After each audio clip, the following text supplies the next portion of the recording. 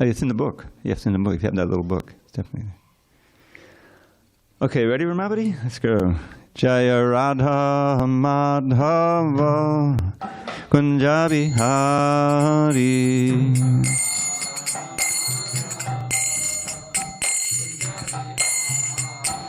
Jaya Radha Madhava Kunja Bihari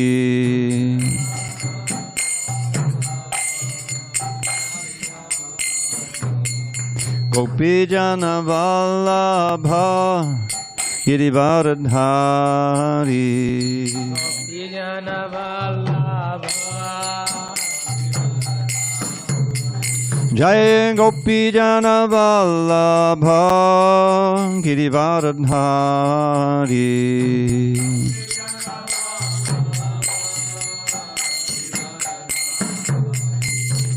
Yashodanandana Brajajana Ranjana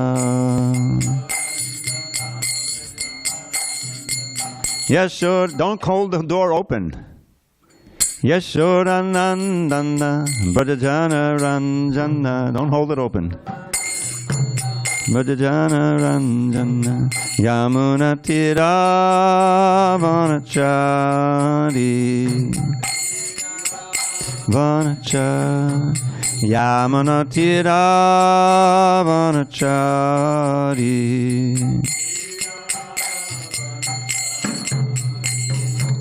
Hare Krishna, Hare Krishna, Krishna Krishna, Hare Hare, Hare Rama, Hare Rama, Rama Rama, Hare Hare.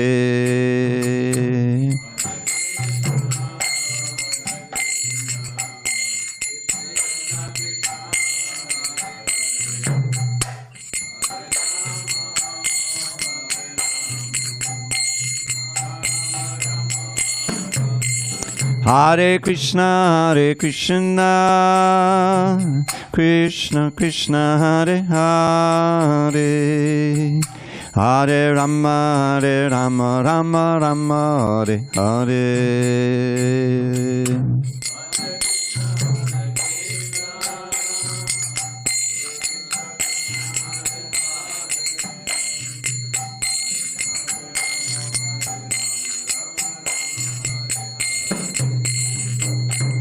Jaya Radha Madhava Kunja Bihari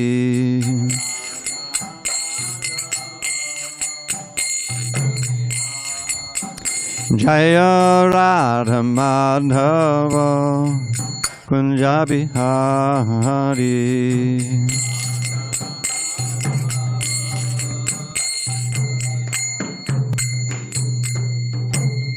Jaya Vishnupad Paramahansa Parivajikacharya Ashtottara Sri Srimad His Divine Grace Srila A.C. Bhakti Vedanta Swami Prabhupada Ki Jai ISKCON BBT Founder Acharya Srila Prabhupada Ki Jai Jaya Vishnupad Paramahansa Parivajikacharya Ashtottara Sri Srimad His Divine Grace Srila Bhakti Siddhanta Saraswati Thakur Ki Jai Ananta Koti Vaishnavina Ki Jai Namacharya Srila Haridas Thakur Ki Jai Kantaraj Srimad Bhagavatam Ki Jai, Samaveta Bhaktivinoda Ki Jai. All glories to the assembled devotees. All glories to the assembled devotees. All glories to the assembled devotees. All glory to Shri Guru and Gauranga. Okay. Narayam Namaskritya Narang Chaiva Narottamam Devim Saraswati Vyasam Tato Jai Mudiriyed. Okay. So this verse was read yesterday. But since it's the one we have to chant, we'll chant that one and we'll go on. And I'd like to thank the two ashram local devotees who are here, 3 now, and our 2 guests. Thank you. And anyone who's online attending, thank you very much. Hare Krishna. Hope I say something worthwhile. Okay. Let's see now. Om Namo Bhagavate Vasudevaya. Om Namo Bhagavate Vasudevaya. Om Namo Bhagavate Vasudevaya. Narayanam Namaskritya Narang Chaiva Narottamam Devim Saraswatim Vyasam Tato Jayamudirihet. Before reciting the Srimad Bhagavatam, which is our very means of conquest, we should offer our respectful obeisances unto Lord Narayan, the Supreme Personality of Godhead, unto Narayan Rishi, the supremest human being, unto Mother Saraswati, the goddess of learning, unto Srila Vyasadeva, the author, and unto Srila Prabhupada, the translator, commentator, and our spiritual master. Okay. Nashtapaisha Bhadreshu Nityam Bhagavata Sevaya Bhagavatyuttama Shloke Bhakti Bhavati Naishtiki. By regular attendance in classes on Srimad Bhagavatam and by rendering devotional service to the pure devotee, all that is inauspicious within the heart is destroyed almost to nil, and loving devotion to the Supreme Lord, who is glorified in transcendental songs, is established as an irrevocable fact. So on this 15th day of January 2024 in San Diego, we're reading from Srimad Bhagavatam, translation and commentary by His Divine Grace A.C. Bhaktivedanta Swami Prabhupada. And we are in Canto 7, The Science of God, Chapter 5, Prahlad Maharaj, the saintly son of Hiranyakashipu, and we will be chanting text 14 and reading the translation, and then moving on to 15, since we studied 14 on Saturday. Yata Brahmyati Ayo Brahman Swayam Akarsha Sanhidao Tata me vidyate chetash chakrapaner yadrichaya yata brahmyatyo brahman swayamakarshya sannidhao tata me vidyate chetash chakrapaner yadrichaya.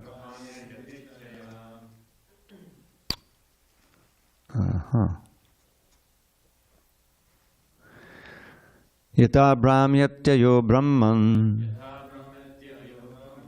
swayamakarshya sannidhao tata me vidyate chetash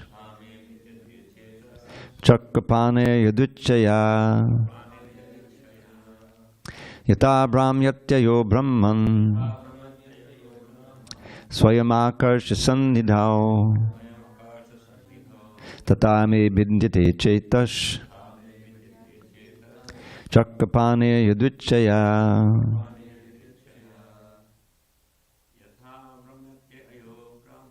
Yata brahmyatyo brahman swayamakarshya sannidhao yata me vidyate chetash chakrapane yadvichaya. Yata brahmyatyo brahman swayamakarshya sannidhao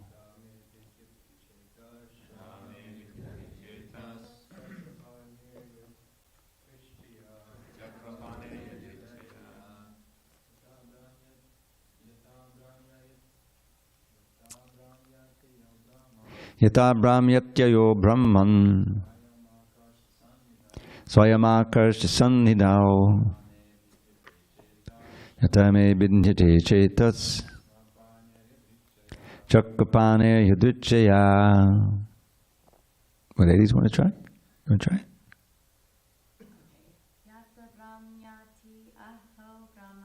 Yata brahmyatyo brahman swayamakarshya sannidhao tata me vidyate chetash Chakrapane Yaduchaya. Anyone online? Guess not. Big day yesterday. Okay, we'll read this translation and then go on. So this is Prahlad Maharaj speaking to his teachers. Okay, what's the name of his teachers? Shanda and Amarka, the sons of someone else? Shukracharya. Prahlad says, O Brahmins, teachers, as iron attracted by a magnetic stone moves automatically toward the magnet, my consciousness, having been changed by his will, by the Lord's will, is attracted by Lord Vishnu, who carries a disc in his hand. Thus I have no independence. Text 15. Just read the Sanskrit real quick. Srinara Uvacha Etavad Brahmana Yoktva Viradama Mahamatihi Tang Sannibartsya Kupita Sudino Rajasevakaha. The great Saint Narada Muni continued. The great soul Prahlad Maharaj became silent after saying this to his teachers, Shanda and Amarka, the seminal sons of Shukracharya. These so-called Brahmins then became angry at him. Because they were servants of Hiranyakashipu, they were very sorry, and to chastise Prahlad Maharaj they spoke as follows. Purport. The word Shukra means semen. The sons of Shukracharya were Brahmins by birthright, but an actual Brahmin is one who possesses the Brahminical qualities. The Brahmins Shanda and Amarka, being seminal sons of Shukracharya, did not actually possess real Brahminical qualifications, for they engaged as servants of Hiranyakashipu. An actual Brahmin is very much satisfied to see anyone, what to speak of his disciple, become a devotee of Lord Krishna. Such Brahmins are meant to satisfy the Supreme Master. A Brahmin is strictly prohibited from becoming a servant of anyone else, for that is the business of dogs and Shudras. A dog must satisfy his master, but a Brahmin does not have to satisfy anyone. He is simply meant to satisfy Krishna, anukulena Krishnanushilanam. That is the real qualification of a Brahmin. Because Shanda and Amarka were seminal Brahmins and had become servants of such a master as Hiranyakashipu, they unnecessarily wanted to chastise Prahlad Maharaj. Om Jnana Timirandasya Jnanandana Shalakaya Chakshur Unmilitam Mena Tasmai Shri Gurave Namaha. I was born in the darkest of ignorance, but my spiritual master, Srila Prabhupada, opened my eyes with the torchlight of knowledge. I offer my humble obeisance to him and to all members of Sri Parampara, the disciplic succession. So, Prahlad Maharaj has again spoken truth to power. Is explaining to his teachers, these unqualified so-called Brahmins, Shanda and Amarka, why he has such affinity for Krishna against his own father. And they're very angry at him because this puts them in danger. They're not able to teach him, they're not able to guide him properly, and so Hiranyakashipu can annihilate them with just a glance of his eye, so they're a little worried about this. And so after Prahlad becomes silent, then they're going to start to chastise him and try to set him right. But Prahlad, as he explained in the previous verse, which is really a nice verse in purport, about how he is, because he's pure from birth, he is naturally attracted to Krishna. Now this is an important point that we can reiterate, that our natural state as living entities is to be attracted to Krishna in love and to be engaged in his service with bliss for eternity. That's our natural state. We lost that. The Prabhupada's immovable doctrine, we fell from the spiritual world because we turned away from Krishna and started contemplating the material energy, the duality of material energy. I don't know how many times I've chanted this verse in the classes. Bhayam dvitiya bhinaveshitakshyadi shadapeta viparyo asmati. This verse from the teachings of the 9 Yogendras at the beginning of the 11th canto. These are the exalted sons of Lord Rishabdev, 9 of them, who when he left and took sannyas, they also became sannyasis. They renounced. Their exalted brother, Bharat, became the king. And his other brothers, of his 100 sons of Rishabdev, they were helping him do the administration. But 9 of them took sannyas and they became the 9 yogendras. Yogendra means the lord of, a master of yoga, Bhakti yoga. So they would just travel all over the universe, and when they got a chance, they would teach. So we have an opportunity in the 11th canto at the beginning. Each one of them comes on the stage, so to speak, and gives a wonderful lesson about devotional service, a different perspective. So they speak this verse. One of them does. Let's see, what is it? How's it go? Oh, I'm forgetting it now. But the point is that the soul is naturally attracted to Krishna. Oh yes, this Bhayam Dutiya Banavesha. This is a verse spoken by one of them, and it describes the origin of fear. Because in the material world, this is an inevitable concomitant of having a material body. Prabhupada would often point out, aside from human beings, the birds. They come down, they're eating a few seeds on the ground. As soon as there's the slight hint of some fear, they fly up into the sky or into a tree or something. So this is their strategy for defense. And every creature, a human being or below or above, has this threat of fear. It's hanging over us. And because our existence is very tenuous, we're depending on this material body, which is all obviously in danger of getting diseased or injured or perishing at any moment. And in any life, it's very rare to go through life, impossible really, without coming across some dangerous situation in which fear is there.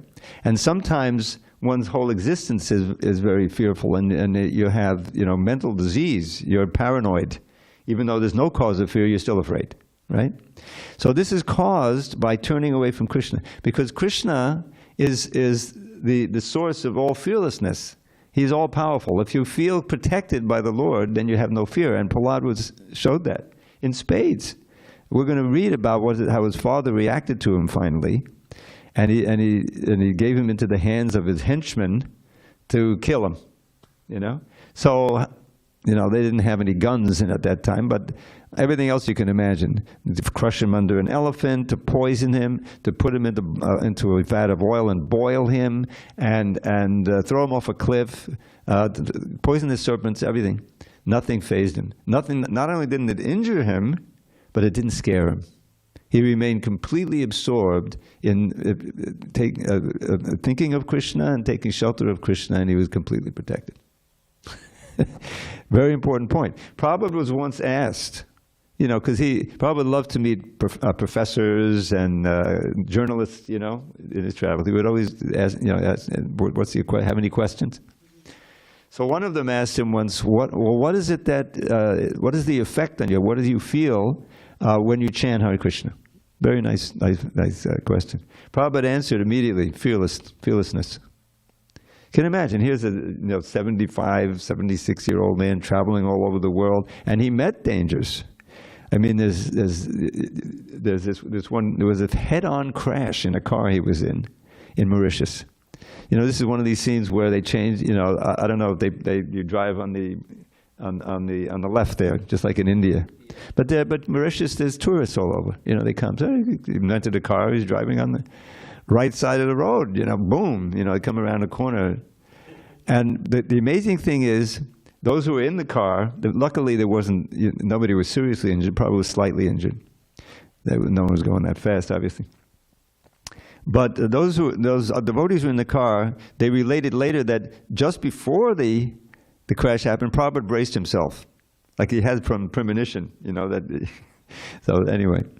So that was one thing, and he was threatened by the Naxalites, who are these terrorist communists, and I think they're still around in India, right? In the Bengal area, Calcutta. And when Prabhupada came to give, I think it was the first Calcutta Pandal, so they passed a note, got a note to him, fly or die, and they were known, for kidnapping wealthy guys, and using them as hostages, blackmailing, and they were vicious. Prabhupada didn't fly, and he certainly didn't die. What did he do? So the first thing is when they showed up at one of the tents, a pandal, I don't know if you've seen a pandal, it's like an open tent, you know. So Prabhupada was there, some devotees were there, and they showed up, I don't know how many, maybe a dozen of them. So immediately thought, oh, give them some nice chairs, you know. So immediately they were disarmed a little bit, you know. Then what I think I recall, Prabhupada started chanting the Brahma Samhita, which is this beautiful prayer, you know, written by Lord Brahma. And then he invited them in the back, you know, for some prasad, and he explained to them, this, you know, what we're doing is spiritual communism. He presented Krishna consciousness as spiritual communism. And it's interesting because, forgive me, but I like to relate. I was raised in a totally Jewish family, but we were completely lapsed. There was no sense of, you know, Judaism. We didn't go to the synagogue or anything. But my father was a communist. He was an organizer of the labor movement in New York City in the 30s and 40s. You know, that was his communism. But he had the Bible, which was Das Kapital, written by Marx, translated in English. And he would, many evenings, he would bring it out of the closet because he was afraid, and it wasn't a foolish fear, that the FBI would come after him. Because they were investigating, in no time of McCarthyism, they were investigating anyone who they found out was a communist. They would investigate them, try to, you know. So he didn't want them to find the book, so he would hide it up in the closet. He'd pull it out, and we'd go to the kitchen table, and he would read to me from it and explain, you know. All right, so that was my. But one of the mottos that I remember there, I didn't become a real communist, you know, obviously, but. One of the mottos there was, from each according to his abilities, to each according to his needs. That's the idea, that the benign state, right, he's from Russia, I don't know if you ever learned that. It's too late for that. They gave it up, actually, in 91. It's not a communist country anymore. Anyway, so this was one of the mottos. And the idea is you have this benign state which owns everything, right? And everyone has a job, and whatever they need, they get, you know, health care and a home and like that. And just do your duties, whatever you can do, you know. So it sounded ideal. But when I got to ISKCON and we learn about Varnashram, that's really what's going on. Is that everybody's engaged, probably, you know, that the government is meant to engage everyone according to their qualities, according to their propensities. You know, the Brahmin, Kshatriya, Vaishya, Shudra. And everybody gets supported. It's like you read the Krishna book. They'll have these big festivals, and the singers are coming, you know. And then at the end of it, all of this, the wonderful garments that are worn by you know, the participants there, they're very wealthy and opulent. They'll give those to them, to the singers. So they get, you know, they got jewels on them and everything. So everybody is taken care of. So the point is that that's, you know, a natural situation for that if a God-conscious government who is led by a king like Yudhishthira or Parikshit, that we read about, they have the great concern for the praja, not just the human beings. You know, there's no cow slaughter. It's a very important point. So we left that, and as soon as you leave the protection of Krishna, the fear comes in. Now, the Maya is such that she can convince you at a certain point that you think, I got everything under control, and you're not fearful. But at the next moment, something happens. You get a diagnosis, you get in a car crash, you know, whatever it is. Especially in Kali Yuga, it's so crazy. So, Bhayam Dubiyabhinareshik Sad, Isharapetasya means turning away from God. And then you forget. We've forgotten our position in the spiritual world. If we didn't forget, we couldn't exist. Because all these births, imagine to have to live through remembering all of that. This is part of the mercy of Krishna. What's the verse, remember? Sarvasya chaham vriddhi sannivishto mattak smatir jnanam apohanam cha. Krishna says, chapter 15, text 15 of the Bhagavad Gita. I am in everyone's heart as the super soul. From me comes knowledge, remembrance, and forgetfulness. And that forgetfulness can be a real boon, right? When you go through some trauma, you know, and you have PTSD, well, if you could forget, then. So we've forgotten all that, but we haven't remembered Krishna. That can come, again, by association with devotees. That's the only way it can happen. So what he says at the rest of this verse, he says,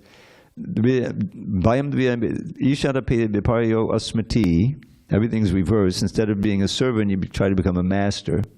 So what's the solution? What's the antidote? Tanmahayato. It's all by the influence of Maya, Maya Devi. This is her job. When someone wants to forget Krishna, then she covers their knowledge, and she induces them to think, oh, I can be happy in this material world. But ultimately, you can't, because birth, old age, disease, and death is it. So the Buddha, one has to be intelligent, abhajetam, to worship him, Krishna again. That's what this movement is all about. Bhakti-aikayesham, with one pointed, selfless devotional service, Guru Devatatma, under the guidance of a genuine spiritual master. That is the solution to it. So Prahlad Maharaj has already met his spiritual master. He was in the womb. Narada Muni instructed him. And when he came out, he's a pure devotee. Little to the understanding of Hiranyakashipu. How did he deviate so much from the good and the wonderful teachings of the demons? So Prahlad became silent, and these two unqualified Brahmins. Now Prabhupada makes that point in the purport. You read the Bhagavad Gita. There are certain qualifications of each class, of the Varnas. So the Brahmins is satyam, saucham, cleanliness, truthfulness. They are religious. They understand that there's a God, and they are renounced. Prabhupada once explained that renunciation is the real ornament of the Brahmins, detachment. Now, why is that? This whole idea of simple living, high thinking, that's epitomized by the Brahmins. So what's the advantage of that? Because the less you think you need in order to live, and we all need something, obviously. You need yoga kshema bahamyaham. Krishna says in the 8th chapter, I carry what they need and I preserve what they have. So what do you need? You need shelter, you need food, you need safety, and all these different things. So that has to be there. So the Brahmins, they live minimally for that. Therefore, they can't be corrupted. This is a very important point. Because you have an intellectual class in every society, but oftentimes they become corrupted. A perfect example is that during the 70s, 80s, when it was finally becoming obvious that smoking cigarettes was very detrimental to your health, and so they finally came, and there was a law that every pack of cigarettes has to have that warning on it. Warning, cigarette smoking is dangerous for your health. I remember when that started. So, but that's not enough. You know, if you're addicted to cigarettes, you read that and say, well, maybe it won't pertain to me, whatever it is, you know, because the addiction is so strong. So finally, they hauled these guys into the Congress, and all of them had to testify, the heads of all the tobacco companies.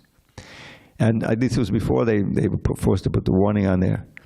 And they were under oath, you know. So meanwhile, before that, they were hiring doctors, you know, to say publicly and go on advertisements in magazines that it hasn't yet been proven. It's not yet certain whether cigarettes are dangerous to your health. In other words, they would lie.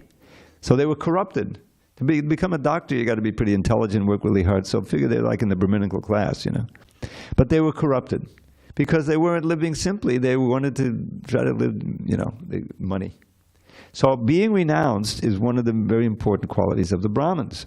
But these Shukracharya, they weren't renounced. They were simply sons of a Brahmin. But that's not a real qualification. That's what's happened now in India many times. You got the corruption of the caste system. Oh, I'm born in a Brahmin, I can lord it in a Brahminical class, you know. I can lord it over the lower classes. That's not at all Brahminical. Brahmin is very renounced, lives simply, and tries to help others by teaching them. Teaching them the knowledge. That's one of their main occupations. Just like they're teachers here, but they're not really qualified Brahmins because they're not devotees. One of the things of Brahmins is they're very religious. They believe in God and they're Vaishnavas. Genuine Brahmins have to be Vaishnavas. but they're anything but Vaishnava. So, but why are they worried now? Because if they can't reform Prahlad, they feel that Hiranyakashipu might crush him. They're afraid. So they're going to get all over his case now. But Prahlad remains fixed. This is what the amazing quality that he has. This is why he's one of the Mahajans. There's 12 great souls who carry the Dharma. They're sources of knowledge, and we can probably recognize each of them. Swayambhu Narada Shambhu Komara Kapilo Munu Prahlada Janaka Bhishmo Bali Vyasaki Vayam. Vayam means we or I. This is Yamaraj speaking the verse, so Yamaraj is one of them. He puts himself last. So these are very familiar to us. Most of these should be. Swayambhu is a name for Brahma. Brahma is the head of our sampradaya. So he received the knowledge from Krishna and he taught it to Narada, and it comes down like that. Narada is the second one. Swayambhu Narada. Shambhu is a name for Shiva. He also, each one of them, except for Janaka, comes on the stage here in the Bhagavatam and speaks and has the teachings. So in the fourth canto, Lord Shiva has this wonderful song of Shiva that he teaches to the sons of King Prachanabhari. And it's just completely devotional. One of the prayers is, I forget the Sanskrit, he prays to have a vision of Krishna's lotus feet, like that, So, Sambhu, Komara, Kapilomanu, the 4 Kumaras, they count as one. They always travel together. They're exalted sons of Brahma. And even though they, by mystic power, they kept themselves as small children because they didn't want to grow up and get married and everything. So Brahma wanted them to have children. He said, no, thank you. We're going to just be 6-year-old boys, and we'll travel. So he became angry, and from the middle between his eyebrows, Shiva was born. Because Brahma's, he had such a thankless task. He appears on this lotus, doesn't know what's going on. Where is anyone? So he says, all right, let me just wait. So he gets one word is vibrated by Krishna. Who remembers what the word is? Tapa. Actually, 3 times. Tapa means austerity. So he's so intelligent. He's got 4 hands. Okay, now I understand. I got to meditate to perform austerity. So he starts meditating. And after some time, Krishna enlightens him in the heart with Vedic knowledge, and through the flute he initiates him in the Gayatri mantra. There's no one else. There's no one else but Brahma in the universe. So from that, he says, okay, so now I got my duty. I have to populate this universe. How to do that? So he starts creating from his mind. It's quite amazing. There's no one else. So, but it's a headache. Because it doesn't go smoothly. Some demons come out, they go after him, he has to regard that. The Kumaras come out, they don't want to have any children, they don't want to participate in propagating the universe, he gets angry, So it's hit and miss. Finally, it happens, obviously, that's why we're sitting here. So the Kumaras, very important. They come in Bhagavatam, 4th canto also. They're addressing... who is the king that they teach? I forget. It's not is it Prithu? I think it's Prithu. In the 4th canto. Wonderful teachings. And then Kapila Muni, Lord Kapila Dev, the end of the 3rd canto. It's a wonderful teaching there. It's a whole chapter after chapter. And Manu is Swayambhuva Manu. He also teaches. And then the last is Prahlada. Of course, he's going to have very important teachings to his friends, and then with his prayers for Nrsingadev, we're going to learn so much. And then after that also. Janaka Maharaj is the father of Sita. He doesn't have any teachings in the Bhagavatam, but maybe in Ramayana, I'm not sure. And Bhishma Dev is beautiful prayers he has in the 9th chapter, 1st canto. He's lying on his bed of arrows, and he's a pure devotee of Krishna. Krishna comes to see him then, and he's so grateful. And then even in that state, because he had a blessing from his father that he wouldn't die unless he wanted to die. So even though he's shot through with these arrows, he's not dying yet. And it's important because Krishna, Yudhishthira is heartbroken. He's just crestfallen. All these millions of human beings and animals, and it's the whole scene there on the battle after the Kurukshetra war. It's like charnel house, and it's all because of to give me the kingdom. That's why they all died, and he was just inconsolable. Now Krishna could have spoken to him, but he wanted to give the honor to Bhishma, so they all went to Bhishma, who was lying there, and Bhishma advises him and preaches to him and instructs him on how to run the kingdom, and encourages him, and so it's a wonderful scene. That instruction there is mostly in the Mahabharata, but Bhishma's prayers at the very end there, just so wonderful. I memorized a couple of them. The first, near the beginning, is Krishna comes and he's standing there and he's thirsty. So Arjun, with mystic power, he shoots an arrow into the ground and the Ganges comes up and he gives him a drink of water. And then he offers these prayers. Tribhavanakamanang tamalavarnang nabhagatagodavarambadan dadani vapalalakudavatana vijayasakirata badja. This is the beautiful meter of all the prayers. So he's just looking at Krishna, Chubhavanakamanama, the most attractive in all the three worlds, Tamalavanam, with a little darkish complexion like a tamal tree. Ravikataghodavarambadangadane vapar. On his body he's wearing these garments that are shining like the sun, glittering like the sun. Ravi is this, Ravikataghodavaram, golden. And his beautiful lotus face is encircled by his gorgeous locks of curly hair. He's just meditating. Vijayasake. Now this is the friend of Vijay. We have so many Vijayas. We have Vijay Krishna still coming in. He's boycotting my classes. He's never there for my classes anymore. And he'll probably ask a question at the end. But our Vijay, is legendary book distributor.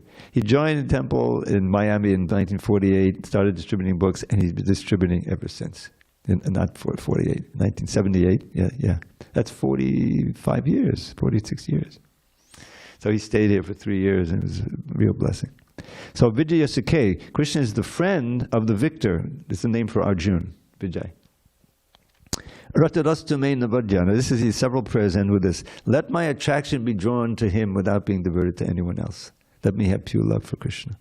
This scene is an incredible warrior.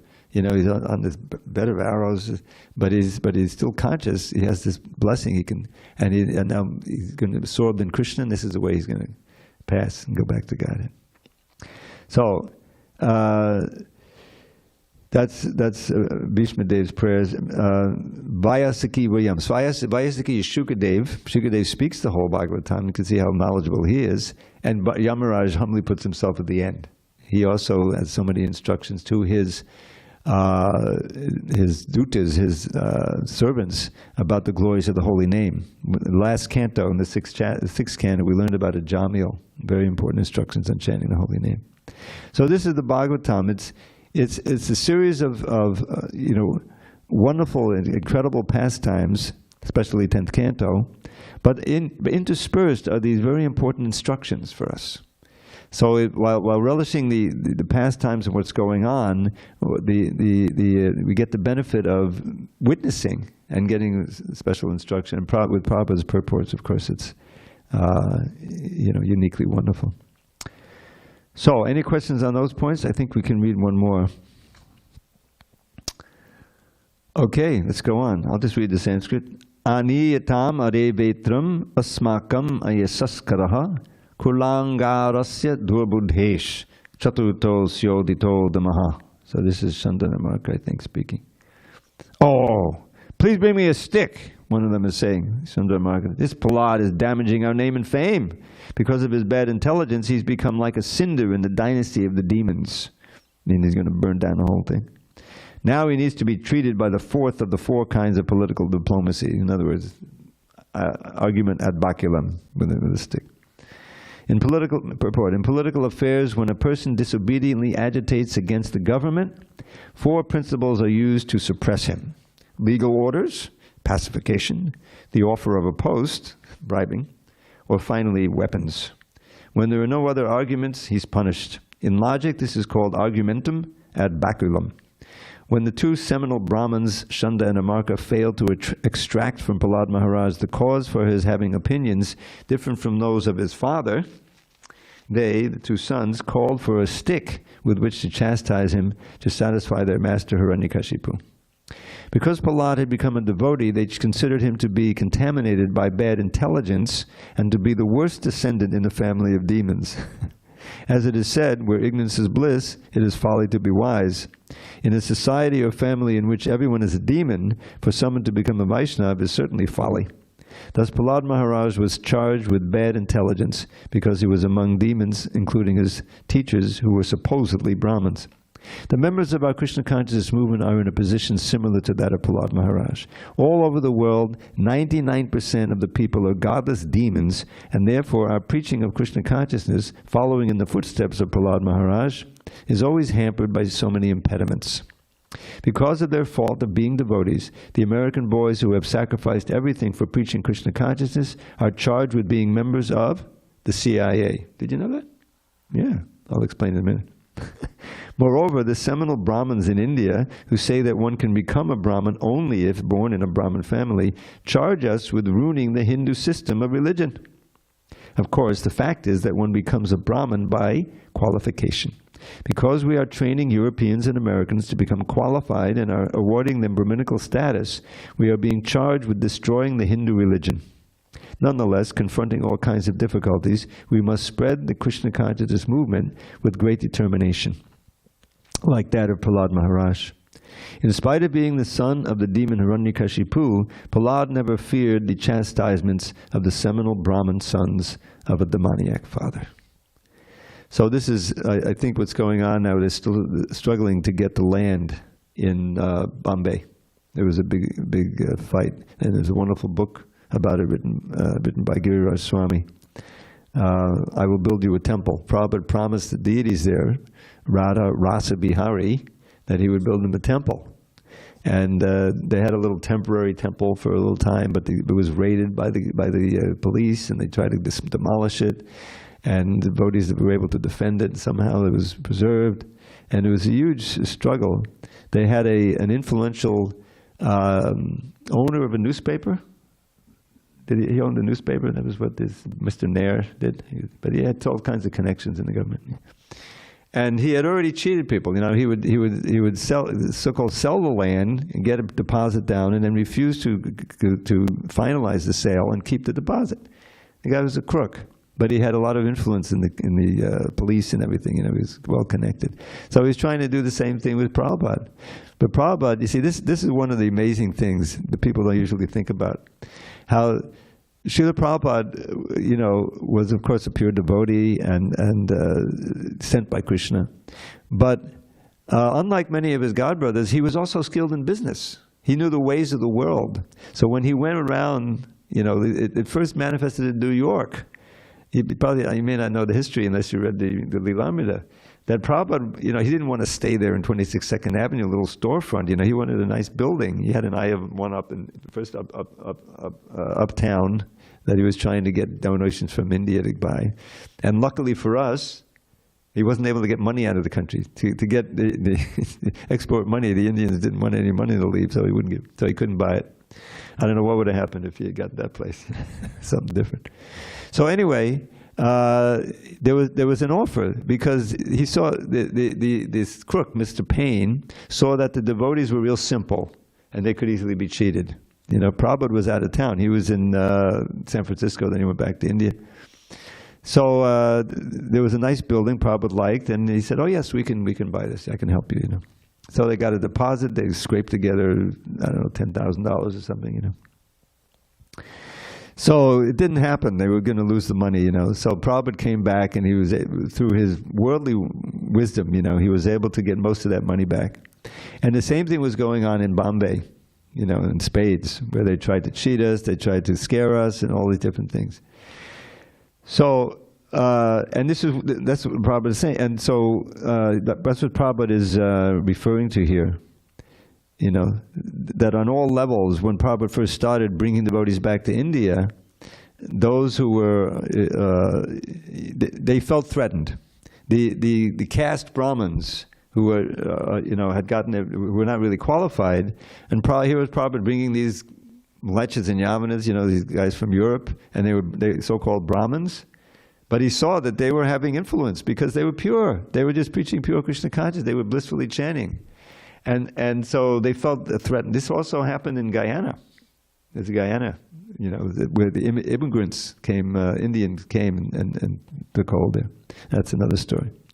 So Prabhupada, this is part of his preaching. He said, this is in Bhagavad Gita, Krishna gives the qualities of a Brahman, as I was Satyam, Saucham, etc. And it's the guna qualities and the karma, the work. If you have the qualities but you don't do the work, then the qualities will fade. Just like you go and you study medicine, and you get your degree and you qualify, but you don't actually become a doctor. Well, after a while, the knowledge kind of fades, right? In other words, unless you use it, you lose it. So both have to be there. You have to be qualified, and you have to actually act as a Brahmin. So just taking birth obviously doesn't make it. Now you have a better chance. Prabhupada often gives the example of the high court judge. If you're the son of a high court judge, that doesn't mean you can sit on the throne, on the seat and judge. You have being raised in a family. Probably your father may see that you are smart enough and then train you and be attracted to become a judge. So it happens like that. But you have to go through school. You have to become qualified, and then you have to get your bar exam and you pass, and then you can become a judge. So this Brahmins by birth is not for real. It's a corruption, Kali Yuga corruption. So that's what we see with Sunda and Amarka. They're completely sold out to Hiranyakashipu. Unlike Prahlad, who is a little boy, but he's not afraid. They're terrified. Their whole job depends on them being able to train these boys as to be nice demons. So this is the last thing that real Brahmins would do. So that's what is being illustrated here. And they're going to make an effort to reform Prahlad, and it'll be hopeless. He can bring the stick, and he can chastise him, and they can try to teach him. But he's fixed. This is part of the lesson of Prahlad's life, is that he is completely fixed in devotion to Krishna. This nishtha state. It's described how you come into the association of devotees with some faith, and you hear, and then you become interested in doing some bhajan, chanting. This is the Rupa Goswami. He gives the ladder from Shraddha to Prema. So this is generally, it happens like this. And so that association, and you become in, you start chanting, and Krishna from within your heart, he's also purifying, and he's helping you. And this festival like we had, where it's like a nice experience where you say, well, yeah, this is for real, So that's going on. So, and gradually you want to get initiated, that's another very important part of it. And the purification, anartana vritti, that's purification that comes from chanting and from other processes of devotional service, and not doing the things that cause contamination. That this is the do's and the don'ts. This is what it means to surrender. And if you really do it nicely, you come to a point of firm faith, which is called nishtha. Now this nishtha described by Lord Chaitanya, it's the original name of Shraddha. Shraddha shabde vishwas kohe sudid nan nishchoy, Krishna bhakti koli sarva karma krita hoy. Which means that real faith, the very important stage in devotional service, to have firm faith, is characterized by one's unmovable conviction that by practicing devotional service, all my aspirations in life will be fulfilled. That this is, it's not one of the things I do, but it's the main thing I do, and everything else is subordinate, because it can actually let me succeed in life and not come back again. Go back home, back to Godhead. That's the ultimate goal. Everything here, you may establish a goal. You can become a millionaire, a billionaire, 100 billionaire. And we have these, it's really obscene how much money they have. But that's not success, because the body itself has a time limit. And then you leave and all that money is left, And who knows where you're going, because what you had to do to get that money. So that's not success. That's Maya's trick. But real success is, just to reiterate, to discover or to be enlightened in our actual nature as spiritual beings. It's called the Swarup Siddhi. In the second canto, there's a table of contents in the verses about the 10 subject matters that are dealt with in devotional service in the Bhagavatam, and one of them is mukti. Mukti is liberation. That's all to it. What is real mukti? The impersonalists say, oh, that's merging into Brahman.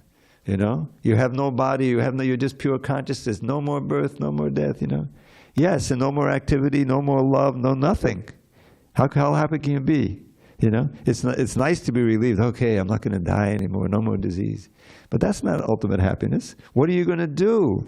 We are ultimately persons. We're eternal spiritual persons. Unless we can live like that as ultimate, then we will be dissatisfied. So that's what mukti is defined as in Bhagavatam. Here's the verse, and then we'll end here. Muktir hitvanyata rupam swarupena vivastiti.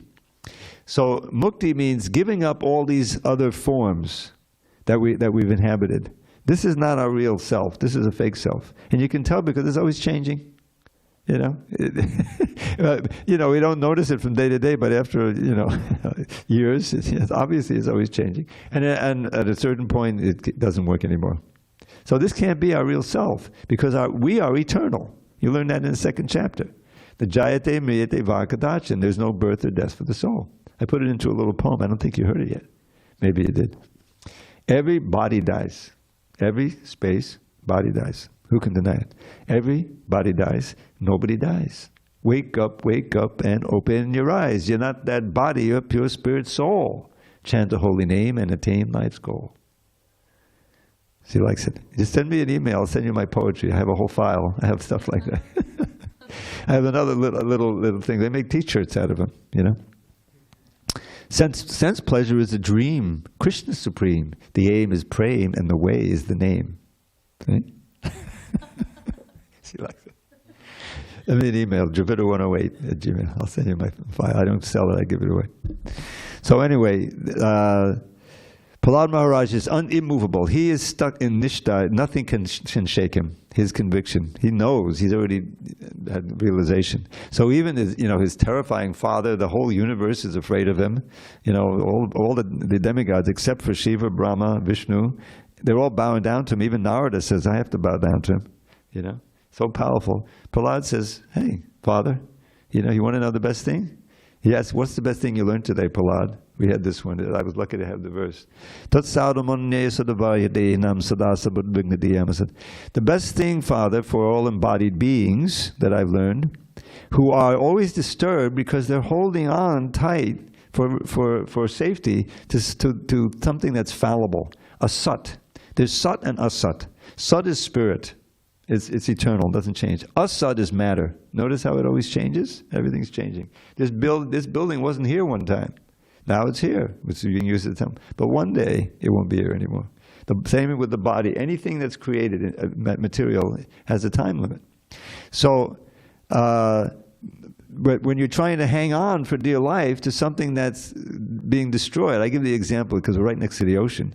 Imagine so many people go out in boats, to have fun, All right, so the boat springs a leak.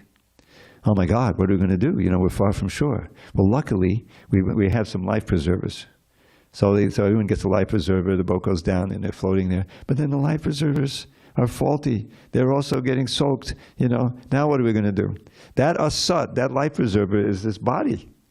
We're trying to take shelter and trying to be safe. But you can't be safe in the body because ultimately, by the force of time, it's all destroyed. Krishna says, Kalosmi loka chayakrit pravidho, right in the Bhagavatam. Arjuna wants to know who you are, because Krishna's taking this universal form. All of the soldiers are being crushed in the mouth of this this creature, who's not Kṛṣṇa. Who are you? He says, who are you? So he says, you can imagine, really, Kalosmi loka kshayakrit pravidho. I am time, and I've come to destroy everyone and everything. Okay. So that verse, this is a little sidelight, it's the history. Oppenheimer, I don't know if you all saw the movie. I didn't see the movie. I know they made a movie of it, but I know the history. He was in charge of the whole project of making the atom bomb during World War II. He was a fan of the Bhagavad Gita, believe it or not. He read the Bhagavad Gita. Yes. And I'll never forget. There's a picture of him. There was a picture in Life magazine. I may have saw it before I became a devotee. And by his bed, there's a little statue of Krishna. I swear to God. So when that first bomb went off in Alamogordo, if you look at the first atom bomb, they tested it after they employed hundreds of people to make it, for years, maybe a year. So they had to test it. They weren't 100% sure that it wouldn't completely annihilate the whole universe. That was a possibility, but we got to win the war, so chances are it won't happen. So anyway, so the thing blows up, they're behind all of this thing, and there's this classic mushroom cloud. You've seen the picture. So what did he do? He thought of a verse of the Bhagavad Gita. This verse of Krishna saying, I am time, I'm going to destroy everything. Kalosmi lokakshaya. Look it up, that's what happened. It may have been in the movie, I don't know. Anyway, so that means that also our little bodies are going to be destroyed. Anything we hope to succeed or to get in this world that's material, and it all is going to be destroyed by time. So placing our hopes for safety and security and success in anything material is just foolish. And that's why we're investing so much of our time and our energy and our intelligence in the spiritual things, because that doesn't perish. Whatever Krishna says right in the Gita, and I'll end here. Sorry, I'm going on. In this endeavor, Krishna consciousness, there's no loss and no diminution. Even if you just do a little bit in this life, that carries to the next life. You can't say that anything material, doesn't matter, your degrees, your knowledge, material knowledge, it's all being destroyed. But your spiritual assets, Krishna will guard them and you'll take you in the next life. So therefore, we should try to, be good investors and try to get as much as we can in this life. We may get enough to go back to Godhead. And if not, maybe 1 or 2 more births. But we've had millions before. So this is the best investment that we can make in becoming Krishna conscious and trying to get pure love for Krishna. All right, any final questions or comments? It's a little late. Vijamani looks like he wants to ask something. We didn't bring the mics out. There's no one here. Everybody's recovering from yesterday. What's going on? Hare Krishna. Vijay Krishna, you there? No, he's taking a vacation. Hare Krishna. Thank you, Dravida. Haribol. I was out on Sankirtan, and this man, he saw the Bhagavad Gita, and he said, show me that verse, show me that verse. The one I just mentioned? Yeah. He said, what verse? Because he saw the movie. Yeah, and then he said, there's a famous movie, and he mentioned the Bhagavad Gita verse, and I showed it to him. He said, that's the verse I was looking for. That's great, because that movie was a big hit. You can sell a lot of books on the basis of that. Yeah, you can ask people, did you see the movie? They said, yeah. This book tells you about that verse. Go ahead, Prabhu. I also had a interaction with somebody who, I mentioned that verse to a person. I was at the Swamis and I was distributing books. And wait, you were where?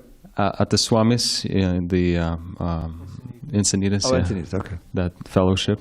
Yeah. And I was at the parking lot and I saw a van. There were 2 people inside. And one of them was laying and another sitting at the entrance. And I came in and I started showing books to them. And one guy said, I read Bhagavad Gita. So he said, what else do you have there? I kept, started showing him books. And eventually we stopped at Srimad Bhagavatam. He wanted to get a Bhagavatam, the first canto. But that other guy, he said, I used to live right across the temple here some 30 years ago. And I would go to the temple all the time. And somehow we were just mentioning something about time, and I mentioned that verse in the Bhagavad Gita. You can't use the mic for expression. Oh yeah, I'm sorry. Sorry, I gotta call it. So I said that Krishna comes as time, and he destroys everything. Yeah. And the guy said, well, not in our family, we don't focus on anything negative. So let's not talk about this. And that's kind of there's a lot to be said about that. Yeah. That's the old ostrich strategy. I'm going to solve all my problems. Let me just put my head in the sand. Yeah. It doesn't work that way. Okay. And I had a question. Okay. That you mentioned 12 Mahajans, and one of them is Lord Brahma. What's his name? Swayambhava Manu. But doesn't the Manu changes all the time? Yes. There are different Manus. There's so many Manus come and go. But Swayambhuva Manu, who I think is the first, he's given it in this list as one of the Mahajans. Now, different days of Brahma, You know, that will change. But in this particular day of Brahma, you know, for this, all of this, and Swayambhu Brahmana. But yeah, it's interesting. Swayambhu is the name for Brahma. And so at the end of the second line it says Manu. Now Prabhupada, sometimes Prabhupada would say Vaivasvata, you know, but in the Bhagavatam, he explains it in the purport as Swayambhu Brahmana. So it's, but yeah, I mean, that obviously changes. You know, and in different days of Brahma, everyone changes except Brahma, and finally Brahma goes. But there's always a contingent who are preserving the Dharma, who you can go to, and they have sampradayas like Brahma Sampradaya and Kumara Sampradaya, you know, like that. Okay. All glories to Srila Prabhupada. Hari Hari Bol.